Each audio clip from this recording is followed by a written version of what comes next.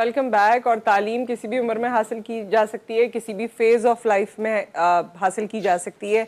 अगर support system आपके पास मौजूद है और आपके अंदर विल है तो तालीम आप मुकम्मल कर सकते हैं या तालीम उसके जितने फेजेस हैं उसमें आगे बढ़ सकते हैं। ऐसी एक एग्जाम्पल हमारे साथ मौजूद है, लाइव एग्जाम्पल, जिनका अभी 13th को ही रिजल्ट आया है इंटरमीडिएट का।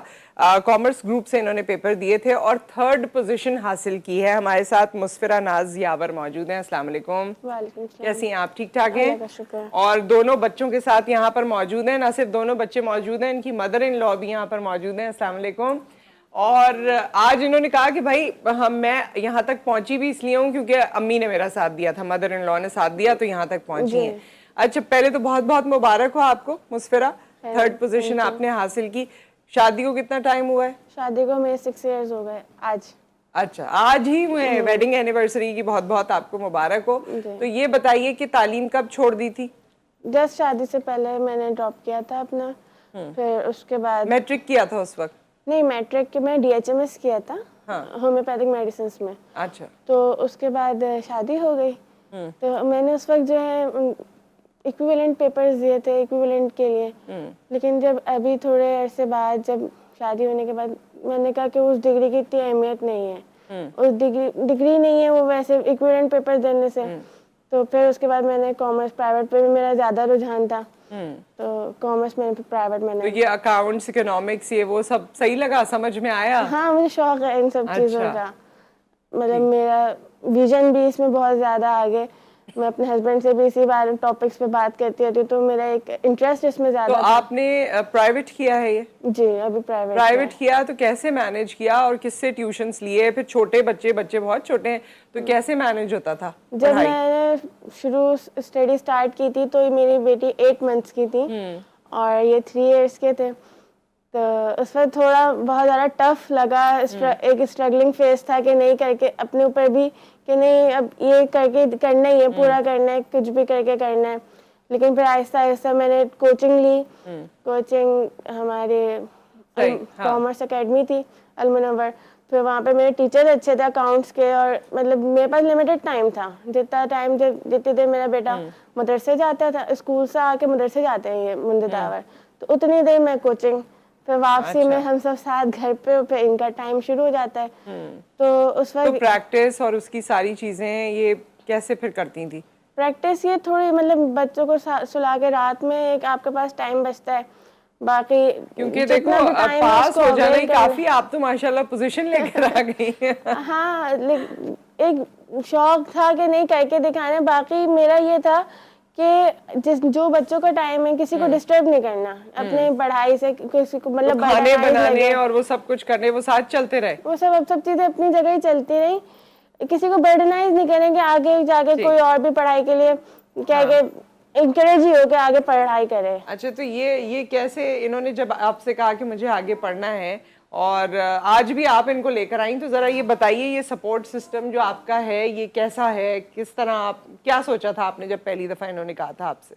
मैंने सोचा था अच्छी बात है, करना चाहिए, लड़कियों को आगे बढ़ना चाहिए। मैं अपनी बेटियों से भी यही कहती हूँ, मैंने कहा शादी के बाद भी पढ़ाई शुरू करना। अच्छा। और बहू है उनसे भी कहती हूँ। हाँ, तो और बहू है। अच्छा, तो वो घर में जॉइंट फैमिली है आप लोगों की? जॉइंट फैमिली में ये होता है ना कि भाई ये इसका काम है, वो उसका काम है, ये है वो है, तो बीच में जब कोचिंग हो और बीच में जब पेपर्स हो तो फिर आप लोग कैसे? कोई एतराज नहीं होता हमारे घर में। अच्छा, सब मिलजुल के रहते हैं। बहुत अच्छी बात है ये तो भाई, वेरी नाइस। वरना तो ये इन्हीं चीजों पे इतना एतराज हो जाता है कि खाना कौन बनाएगा, तुम चली जाओगी तो ये कौन करेगा? 2 बहुएं और है मेरी। हाँ, तो इस वजह से ये मैं अपनी सेटिंग से, मतलब ये वो मैंने पहला, हमारी मदर ने भी मुझे ये समझाया कि अपनी ये वाली लाइफ इस चक्कर में डिस्टर्ब नहीं करनी, इसको साथ लेके चलना है। तो किसी भी जगह, मतलब ये चीज पीछे छोड़ दो, किसी पढ़ाई करी हो तो लोग भागने लगेंगे, कोई पढ़ाने थोड़ी ना बैठेगा आपको कि नहीं पढ़ना है तो पढ़ लो खुद ही। जैसे शादी से पहले की लाइफ थी कि अम्मा पढ़ा रही है और बच्चे दिन रात पढ़ाई कर रहे हैं, ऐसा नहीं है। आपको अपनी खुशी से पढ़ रहे हो तो किसी को ऐसा ना लगे कि आप मतलब सर पे बोझ बन गए हो कि इनकी पढ़ाई नहीं खत्म होती है। तो अपनी आगे इस तरीके से मैं भी ADC कर रही हूँ और उसके बाद मैंने CSS का सोचा है। CSS का भी सोचा है? वाह वाह भाई, क्या बात है।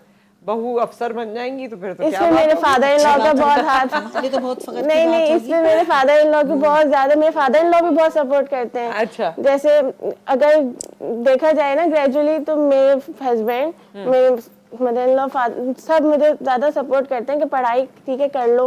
हस्बैंड का मेरा शुरू में ये था कि जो तुम्हारी फील्ड है, मेडिकल की फील्ड है तो मेडिकल में रहो। तो मेरे फादर इन लॉ का इसमें ये था कि जो पढ़ना चाहती है पढ़ने दो, जब पढ़ाई के लिए एग्री हो तो कुछ भी पढ़ना चाहती है पढ़ने दो, उसमें कोई मसले की बात नहीं है। तो इतना रोशन ख्याल आपका ससुराल है। हाँ, बहुत इन्होंने आपको हर तरह से सपोर्ट हमारे किया। पापा भी। अच्छा, बाकी मदर इन लॉज को आप क्या कहेंगी जो बहुत छोटी छोटी बातों पे बहुओं को रोक देती हैं कि ये ना करो, वो ना करो, हमें ये पसंद नहीं, हमारे घर में ये नहीं होता, या अब जरूरत क्या है पढ़ाई की, ये भी कहा जाता है ना, अब तो शादी हो गई, हाँ, बच्चे हो गए, अब बोलती क्या है बहुत जरूरत सी, है जी। लेकिन ये गलत है।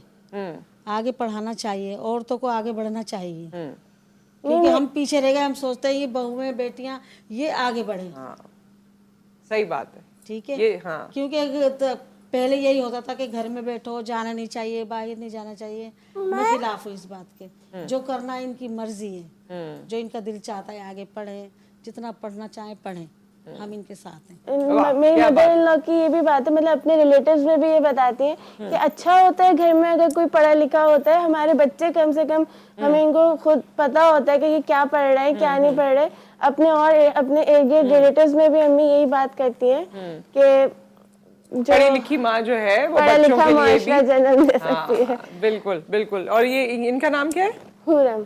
हुरम जो है वो आज आके सबसे ज्यादा खुश हुई हैं। हमने हुरम के लिए ये सेगमेंट किया था क्योंकि हुरम ने इतने प्यारे प्यारे ये बैंड्स लगाए हुए है ना। So thank you so much, बहुत बहुत शुक्रिया आपका, आप सबका यहाँ तशरीफ आवरी का। आपको हमारी नेक तमन्नाएं आपके साथ हैं, आगे भी जाइए, तरक्की कीजिए। और ये न सिर्फ पढ़ाई की एक मिसाल थी बल्कि एक कलेक्टिव जो फैमिली सपोर्ट है उससे खातून क्या क्या कर सकती है उसकी भी एक मिसाल थी। सो विद दैट एक ब्रेक यहाँ पर आ गया। ब्रेक के बाद हम सलमान आबिद साहब से बात करेंगे इस वक्त हालिया मुल्की सूरत हाल के हवाले से।